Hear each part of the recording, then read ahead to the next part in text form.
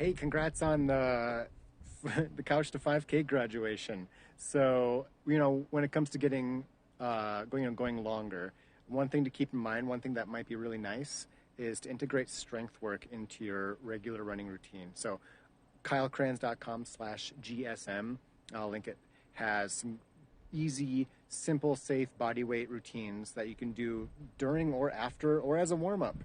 And so check those out. When I have runners come to me for coaching, I do two things right off the bat with almost everybody, and it is slow them down, which somebody else mentioned in a different tweet in a reply to you, which is great, and get them doing strength work because, while you're just, where you're at, consider it preparatory for where you'll be at 6 months from now, 3 months from now, and that will be better if you're stronger.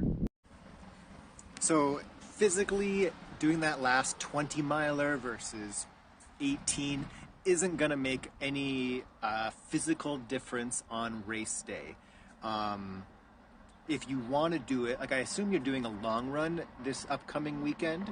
If you want to do 20, fine. If you want to do 16, 18, fine. If you think you should or you need to do it for like mental some security and knowing, yes, I can do this, go for it. But I'm telling you, you can do it. You got it, man. If you can run 18 miles, you can run 26. If you can do 30K, you can do 42K. If you want to, learn more about race week and nutrition and prep for that, let me know and I can give you some tips as well. So, sounds like you rested really well after the marathon. I always tell my runners that it's always best to be a little undertrained versus a little overtrained. And you trained for the marathon, and I don't know how it went or anything, but you did the marathon, you took 2 weeks off. I think you'll be fine. You're going to be A-okay. Like I said, you're recovered. Maybe try to get a couple jogs in if you can this week, but yeah, you'll be fine. Like I said, get your running legs back a little bit with some good recovery jogs, just super easy, 3 to 5K, whatever, no big deal. Don't overdo it. Think about Richmond, how it went, what went well, what didn't go well, and you have an opportunity to maybe do a little better next time around. Hey, so I actually have a YouTube video coming out this Sunday, I think, talking about how I've overcome, binge eating and overeating and stuff like that. And, for binge eating, it's been portioning out my leftovers beforehand, slowing down my eating and eating until satisfied, not until full. With snacking and eating junk food, we don't buy it it doesn't come into the house. We have to go out and get it if we want it. And having good options handy helps as well. Instead of having Oreos in the house, we have mixed frozen berries. And so a common late night snack for me would be some mixed frozen berries, microwaved a bit, and that's a nice little snack, and it's healthy. So, making little choices like that. Hey, Will, so the good thing is that you didn't have a running related injury. I don't know if you broke it while running, but it's not like you hurt yourself, like tweaked your hamstring or something, shin splints, etc. So I would say 9 weeks. Oh yeah, totally. Now you might have to temper your expectations a little bit versus maybe what your goal might have been without this period of rest. But if I was your coach, we would really just take it run by run, ease into it. It's better to be undertrained than overtrained. And especially if you're going into something like this, maybe undertrained just a little bit, the planning, the prep, the execution is even more important because, again, you're slightly less fit than maybe you hope to have been on a normal training block. Okay, so you're in a fairly supportive, cushioned, etc. shoe currently, and you're wondering if switching to a less supportive, more minimal, barefoot type shoe is a good idea to maybe strengthen your feet, reduce injury risk, etc. And it depends. I believe, and there's research showing that more minimal shoes do strengthen the feet, but change is always risky when it comes to anything in your running. So what I would recommend, and what I recommend all my clients, is to have a variety of footwear. I run in cushioned shoes. I run in more minimal shoes.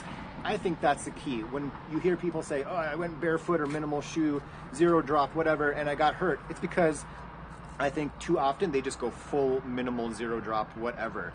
I think that variety is important, and having a variety of footwear, that reduces your injury risk, keeps things fresh, feeling good.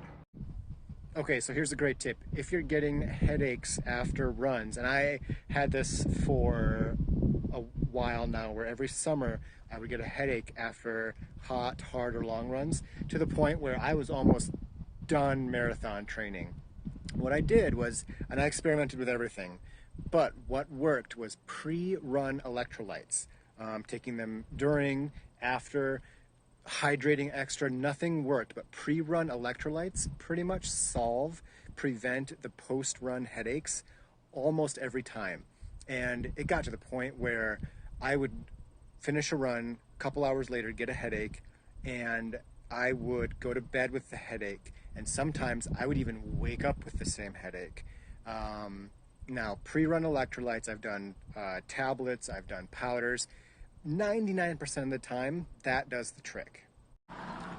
Okay, so when it comes to looking for a good, reliable pair of trainers, it's a tough call. You really can't go wrong with any of the major brands, the Nike Pegasus, the Brooks Adrenaline. They might not. I'm just naming a few, well-known pairs of shoes. The Brooks Glycerin, anything from Asics or New Balance. They're all good. They're all reliable. They just need to be right for you. And, with any pair of shoes, with all my runners, I always recommend just going into a local running store, maybe taking in a pair that you really enjoy running in, and say, hey, I like this pair. I'm looking for something new.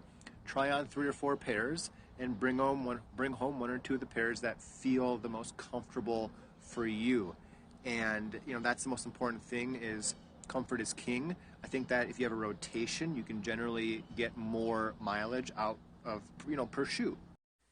Hey, Kyle. Coach Kyle here. So stretching after a run, with myself, with my runners, with the research, it really shows that stretching just for the sake of stretching, because you think you should, isn't very productive. Now, if there's a specific issue like iliotibial band syndrome or plantar fasciitis, stretching can be very helpful. But for just in general, no, probably don't have to worry about it. Now, I will say that with myself, with all my runners, lots of consistent, frequent general strength and mobility. So 3 to 6 hip, glute, core, upper body, foot and ankle routines weekly, sometimes right in a run itself. So that's what people should be doing.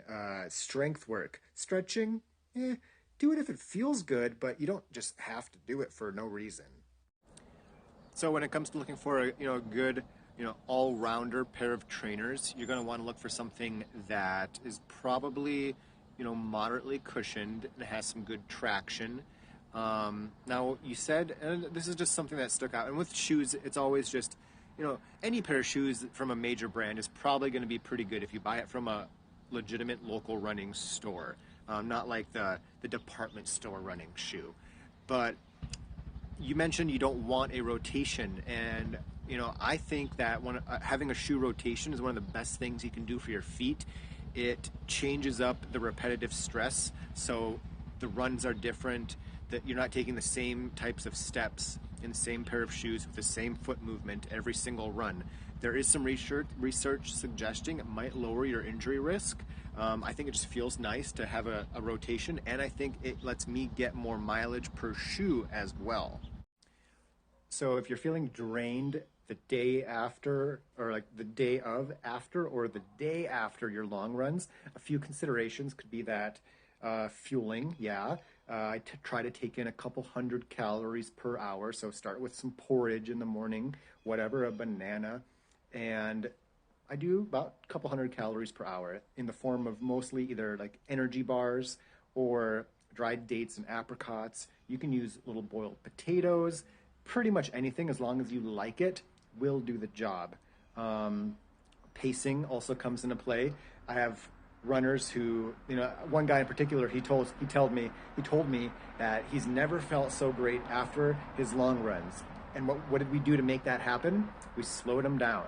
Slow them down so they don't expire or they hold on to that stamina for the second half of the long run. You're going to feel better after. You're going to feel better the next day.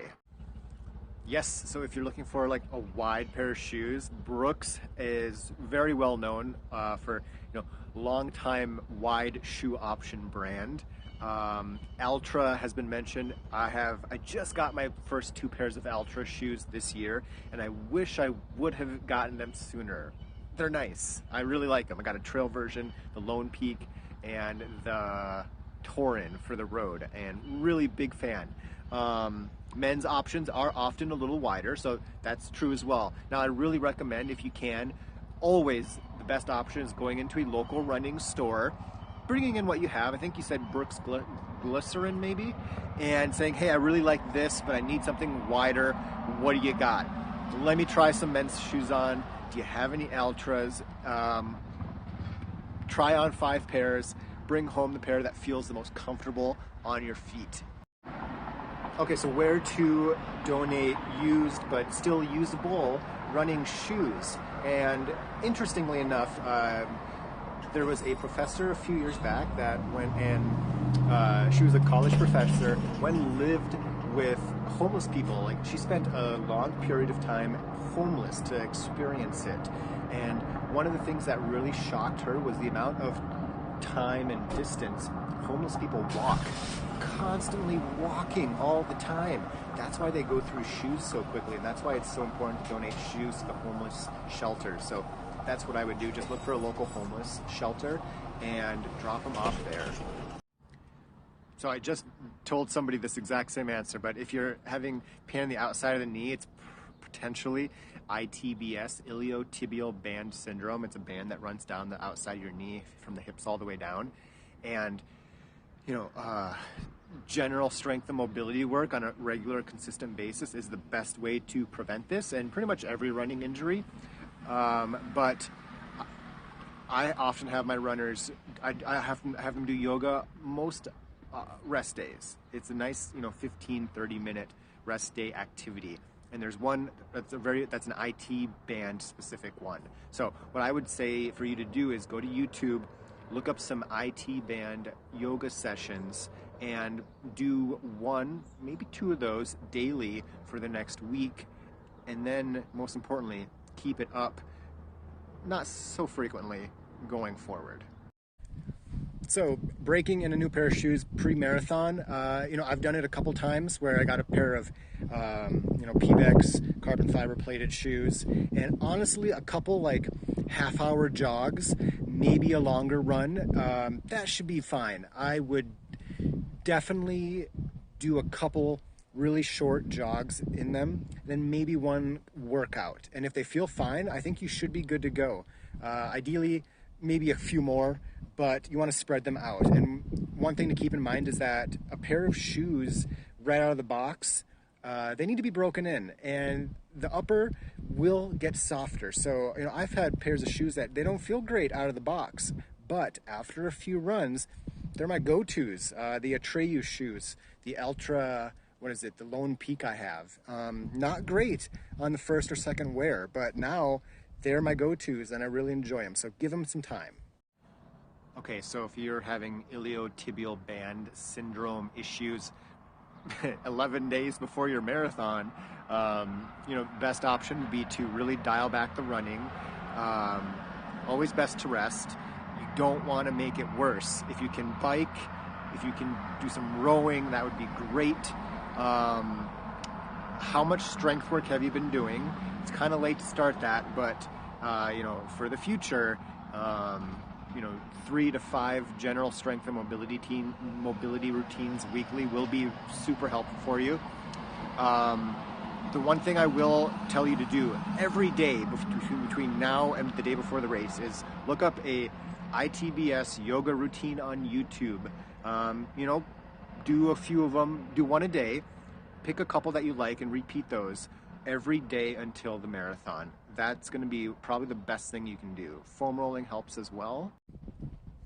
So I'm not sure about the blurred vision. I don't know if you want to get that looked at, maybe get a stress test done. But headaches, I have experience with post-run headaches.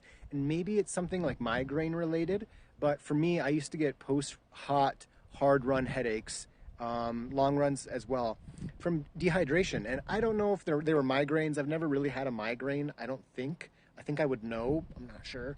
But I hear they're bad. But with myself, I found that, extra hydration before, during, or after didn't help. I tried intra-run electrolytes, post-run electrolytes. But what has solved it 99% of the time is pre-run electrolytes. I've tried capsules. I've tried just powder. It works. They all work. So try that. Let me know what you think if that works.